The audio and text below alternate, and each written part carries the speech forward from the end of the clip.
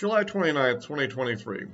Well, a lot's been going on, but I wanted to focus in this video on the UAP hearing that was held before I guess it's the Defense Subcommittee of the House Oversight Committee, which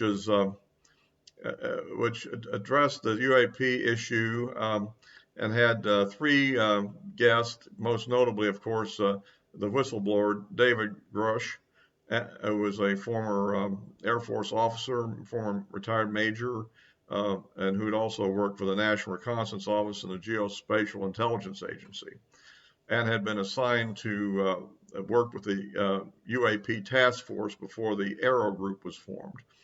And then addition was, of course, retired Commander David Fravor of the Nimitz incident fame, and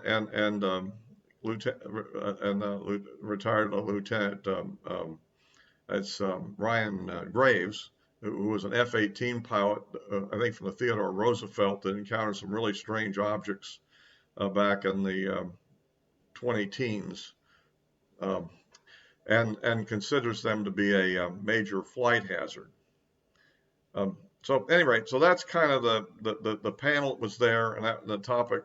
This was all stirred up by Representative Tim Burchett of I think it was of Tennessee, I think, and also Representative Luna of Florida. But there are other people got involved here, and it turned out a fairly large turnout. The actual subcommittee chairman took it over and insisted on chairing it, and there were several other representatives that came in as guests to ask questions. In fact, it was a pretty good response. I would say it was a fairly successful meeting in the sense of getting it under oath and before Congress in the official record. And the response of Congress, I think, was what was probably most important. I mean, most of this people that follow the subject closely have already heard before, so there was little new from that point of view. But I think the forum and the kind of audience it would get probably expanded somewhat. It was unfortunate, I think, for it that the issues around Hunter Biden's plea agreement and other issues of that sort that kind of took dominance, and also the new legal charges that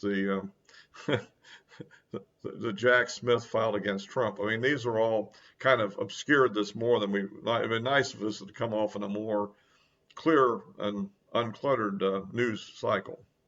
But anyhow, I want to kind of go through some reactions I have to all this. But if you like these videos, please give me a like. It helps with the algorithm, and of course, subscribe if you haven't. And anybody that might be interested in seeing this, you can always forward a link. Yeah. Okay. So let's look into.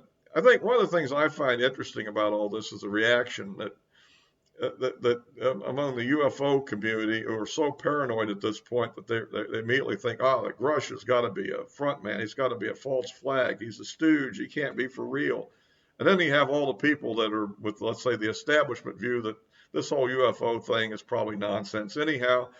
It's all some kind of a false statement. He's been deceived. He doesn't know what he's talking about. He's gone. So you got all these people all react to this way, and I think they're missing the key point. This guy was a very well thought of professional. He had a very good career in government before he brought this subject up, and he's pretty well kind of threw that away in order to make this whistleblower complaint.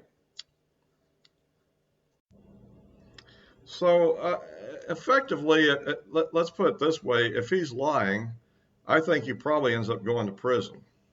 I mean, he would have committed perjury to several different authorities, both the Inspector General, the Congress committees, and now this House committee. So I tend to think that unless the guy has lost his mind, he's telling the truth the best he knows it.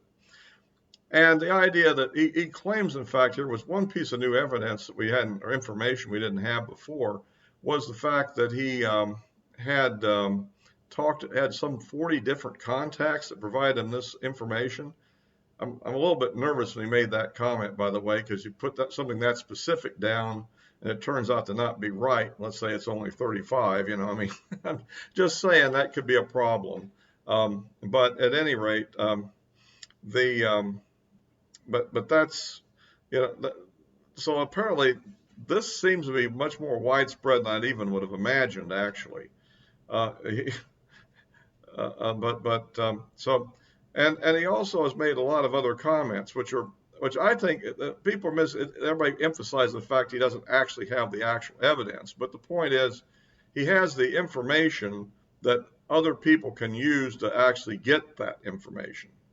For instance, supposedly he's prepared to, and apparently already has told the Senate and House Intelligence Committees staffs, at least the Senate. I'm not sure where the House is on this, on the House Intelligence side. I'll make a few more comments about that later. But these provide this information of apparently, where the objects are, which organizations have them, even what divisions within those organizations have them. So that gives them a clear, if you will, Rosetta Stone, if you will, to actually find the answers to this stuff. So it's not as vague as somebody told me. I mean, it's a little bit more than that, because what he's told them is very useful information that could be followed up if the authorities in question want to do it. For instance, if Corporation X actually does have, in Division Y of that corporation, really does have a object that they're studying, they could be subpoenaed. The managers of that could be subpoenaed to Congress to testify on the subject.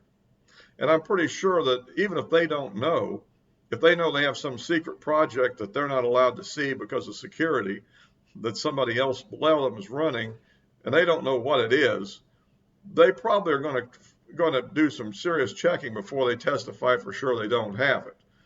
And if nothing else, they could be used to lead to the person that really does have the information. And that's what needs to be done, actually. I mean, so I don't feel that this is at all, I don't expect to get the answer all in one revelation here, folks. That's not going to be like that. But I think the process has begun, and it looks like Congress is biting down into it. Now, the other people there, Commander Fravor and Ryan Graves, basically retold the stories they already had of their encounters with these objects and how they behaved and what they were like and so forth, and pretty much raised the issue that to any reasonable person that knows anything about the subject, and the trouble is so many of the commentators really don't know anything about it, so way you ask me, but at any rate, they know that we don't have any technologies like this, and that are indigenous, that is, at least that are of human origin, let's say. We have jet-propelled airplanes and all that sort of thing that can be very impressive, but they can't make maneuvers like these objects do. So, and so I think that pretty well establishes that since we kind of have the number, we're at the top of the aerospace technology game pretty much. The Russians and the Chinese aren't that much in advance overall. There are certain narrow areas where they may have a momentary lead in a few areas, which are probably areas we weren't that interested in having a lead in. I mean, for instance, right now, Russia has a lead in large liquid-fueled ICBMs with multiple warheads. Well, the United States doesn't want those. So it's not that we couldn't build them if we wanted to. We just don't want to. We want to have single warhead ICBMs spread out in many separate silos. So as an example. I mean, so I'm just saying overall, but our tech is fundamentally number one. And so, and it isn't that good. And it definitely wasn't that good in 2004. And it definitely wasn't that good in 1947. That's the problem. People keep forgetting this has been going on for decade after decade. And the performance levels that were witnessed back in the early days aren't that much different than what's being witnessed today. So I think that indicates that these are obviously from other as opposed to Earth as normal, and we always throw out these other, issues. So, but I think the main thing is that Grusch really does, he raised another issue, which another piece of new information is apparently his wife knows something.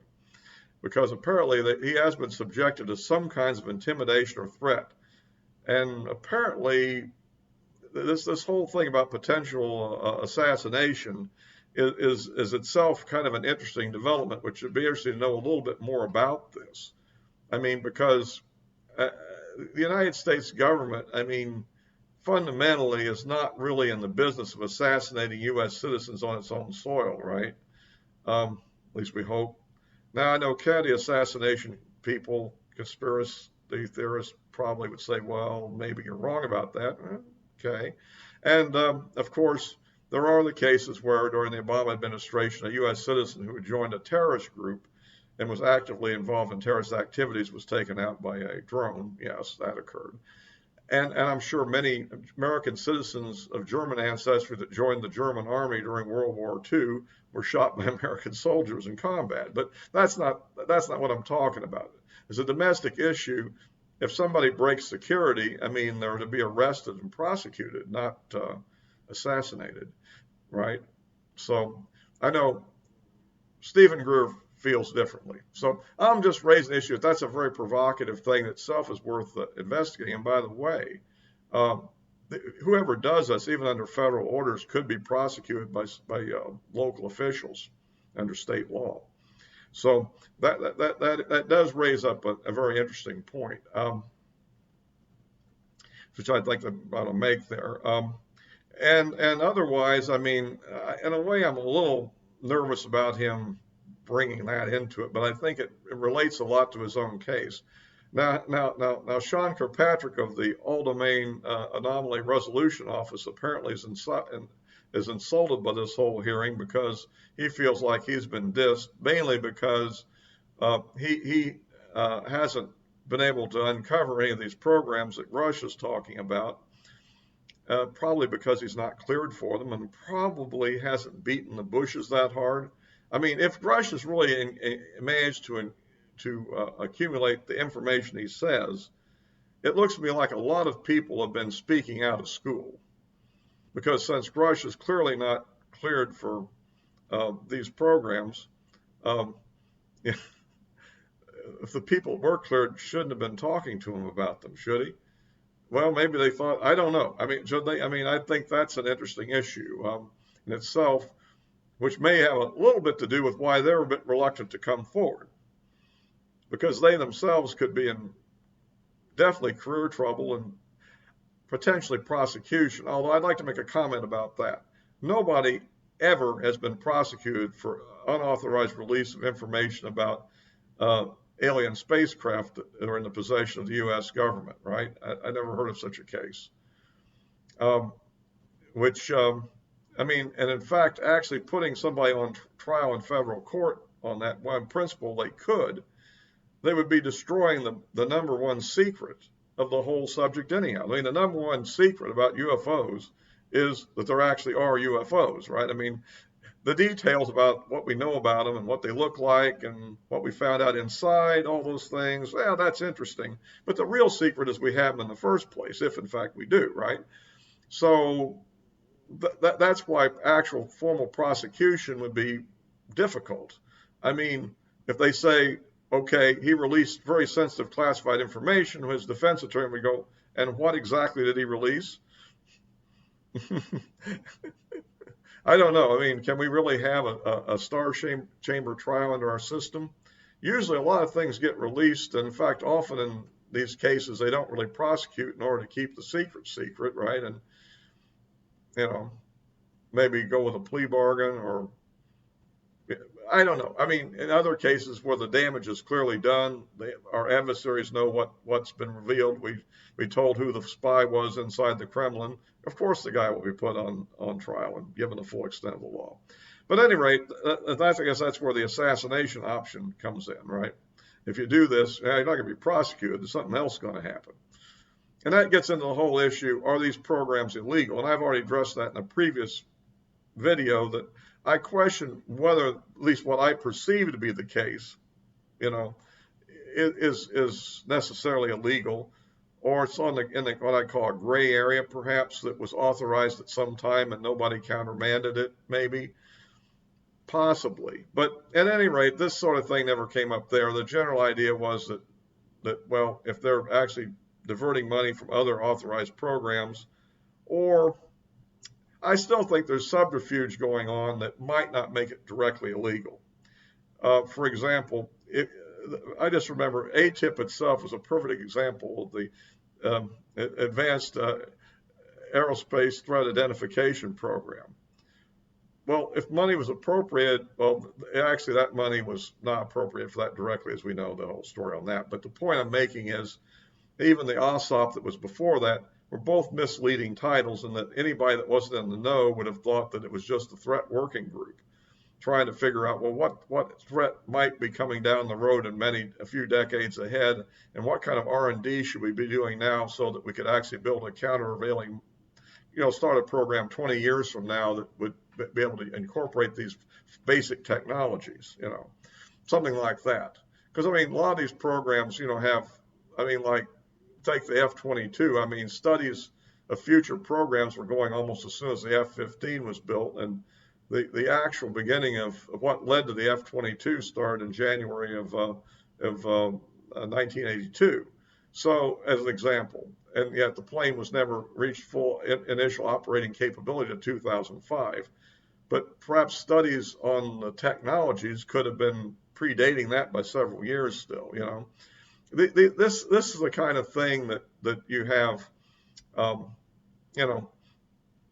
going on, but of course, this wasn't about any kind of airplane. This wasn't a predecessor to NGAV or something. This was, misleading. So if you have a foreign technology recovery program in which you're actually recovering, crashed Russian or Chinese aircraft, missiles, satellites, and so forth, and maybe they're compartmented into the missile division, the airplane division, the Army rocket division, or whatever, and the X division. One that's buried in there even deeper, and that one does UFOs. But project number X12 or something on everybody's badge, nobody knows what's an X12 except the people are an X12 and maybe a key people in the supervision above it, and nobody else, right? And everybody else is completely oblivious to what X12 is really looking at and where they're looking. So that's the kind of thing that could be going on, and it really might be appropriated money. It's just they didn't really fully disclose what it really was doing, but it was foreign technology, really foreign, if you know what I mean. It's like something like that. So that may be the kind of thing going on, and you might get into an interesting court case trying to, who knows how that would, the executive branch probably would refuse to prosecute the people involved and blah, blah, blah. Now, if they're actually killing people that talk too much, that could be a little bit tricky, particularly because that would probably also violate state laws as well. So anyhow, I don't know that, I'm not accusing him of doing that. Grusch is kind of uniquely bringing this up, I guess, and people that are really far out, like Greer. But so anyhow, I just kind of wanted to run through that, and I think it was a very productive thing, and I think there is discussion that Burchett's asking for them creating a select committee to investigate this, which would then have subpoena power, which is what they really need to have. You need to do that. Or the other thing I think is, as I think might have mentioned before, was just to write up the Grusch report, and all that in a classified environment. Write up his report with appropriate classifications, and basically go to the executive branch, Director of National Intelligence, the President, the Secretary of Defense, Department of Energy, and request that this be declassified. And then basically get into a major row between Congress and them over why it can't be. Are you saying that none of these programs actually exist? Well, then what's the problem here? If they don't really exist, then there's really no national security interest, right?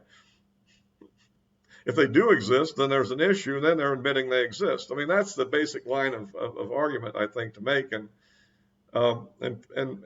key congressional committees who hold appropriation budgets, can do that.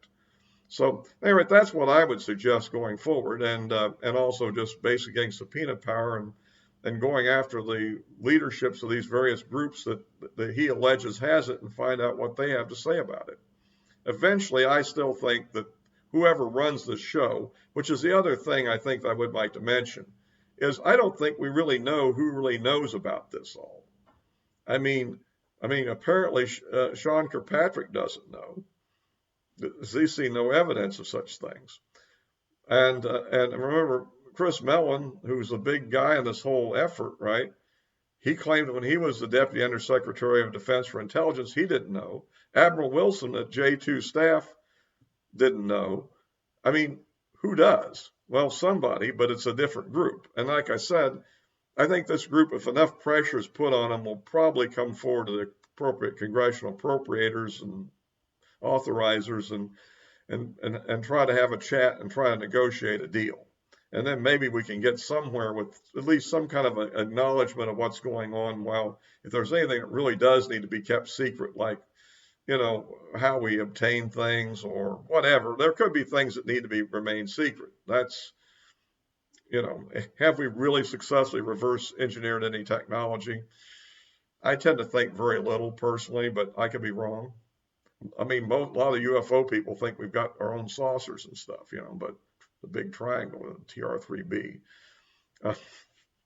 But I don't buy that we have that technology. But we'll have to see what comes of it. But anyway, I think this is an important step forward, and I think we'll have to wait and see what comes next. But I think that it looks to me like there's a significant number of people in Congress are engaged. I think we're a little weak on the House side because I think that Speaker McCarthy didn't seem to be at all enthusiastic about following it. And the people on the House intelligence side don't seem to be too much either. Again, a lot of these people probably sincerely believe there's nothing to this, and because they're not informed. I think that's the whole thing. This is kind of deeply held in various ways, and there's a lot of theory. We'll just have to see how that comes out. But anyway, I thought I'd put this together, kind of my reaction to it. I'm not, I know there's a long way to go, but it's a good step forward. At any rate, we'll be wrapping this up for now. As always, I'll be posting this on my Rumble account as well. And of course, links to my social media accounts are links. I always say that, the addresses. I don't have a link, literally. Have the address of my social media accounts are in the description below. And we'll wrap this up until next time, and probably another topic.